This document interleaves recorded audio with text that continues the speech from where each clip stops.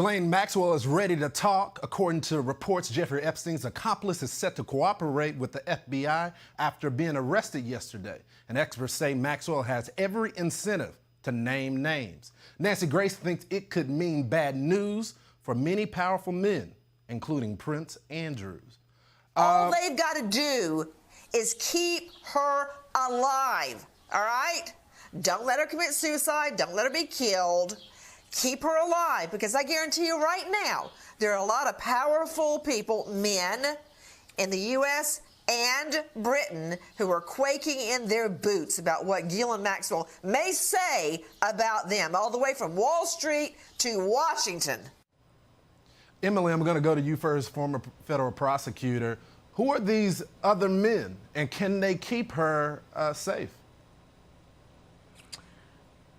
I'll answer your second question first. I hope that the government keeps her safe. I hope that for the same reasons that I hope they protect all inmates.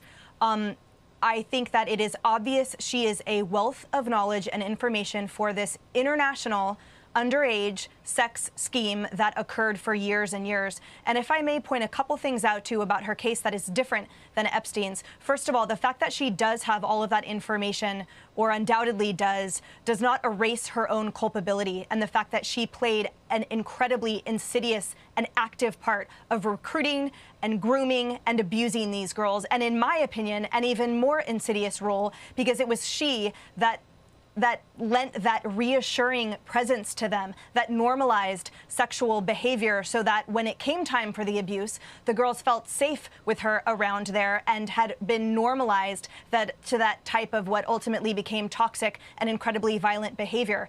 The 3 incidents alleged in the indictment by the government against her took place in the 90s, by the way, and Epstein's took place in 2002 through 2005. And the difference is that in the Federal Sex Trafficking Act, when it involves minors, there's no statute of limitations, meaning that clearly the incidents that the government is prosecuting here and charging, that there is ironclad evidence in their eyes of minors' acts and activities in the conspiracy and whatnot, and especially, of course, her 2016 perjury counts.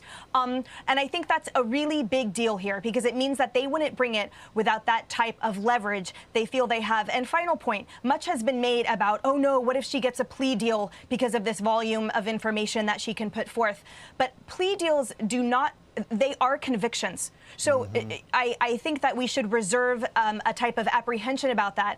The 99.7% conviction rate the federal government has is mostly due to those plea agreements. And so certainly if they offer that to her, any type of charge she would accept conviction for would be 100% grotesque, because that's what her charges are. Yeah, she would have to confess. Brian Yennis did an exclusive interview with a 14-year-old. Well, she's not 14 now, but at 14 years old, she was assaulted. And she talks about how she was gang raped and they tried to intimidate her after she got pregnant. I mean, what are they going to do here?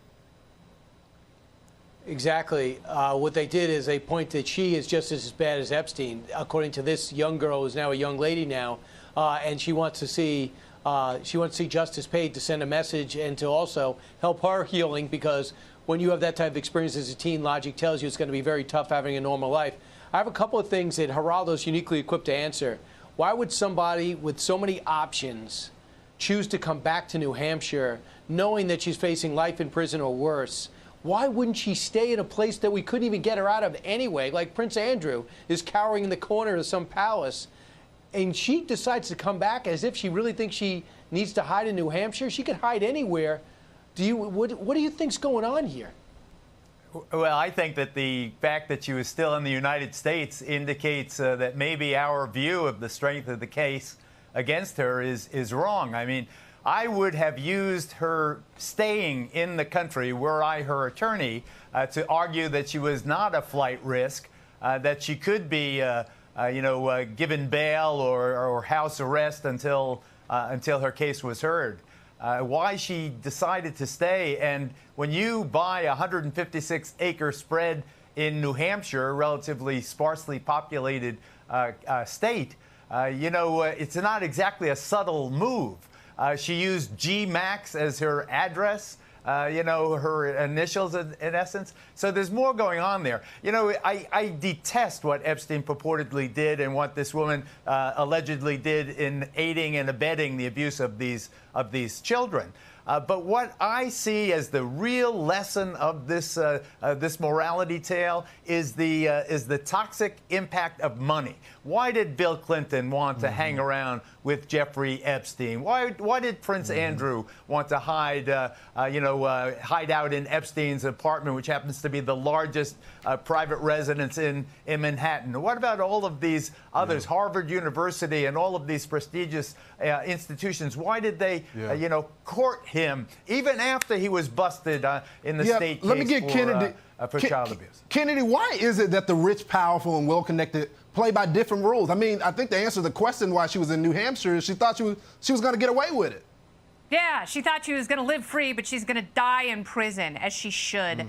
This is not someone who's just helping out or codependent with Jeffrey Epstein. She is accused of sexually molesting children, and shame on her and everyone else who has protected her. Shame on Alex Azar for giving Jeffrey Epstein the deal he did as a U.S. attorney in Florida. If you watch the Netflix series Filthy Rich about Epstein, it will make your stomach turn. It will make you absolutely sick. You don't have to be a parent of girls. I happen to have 2 girls, and it made me so incredibly angry, not only at Epstein, who's waiting in hell for her, but also Ghislaine Maxwell, who abused these children herself and knowingly for years and years extended this cycle and essentially ruined their lives. And I hope the victims have their real day in court and they get to look her in the eye.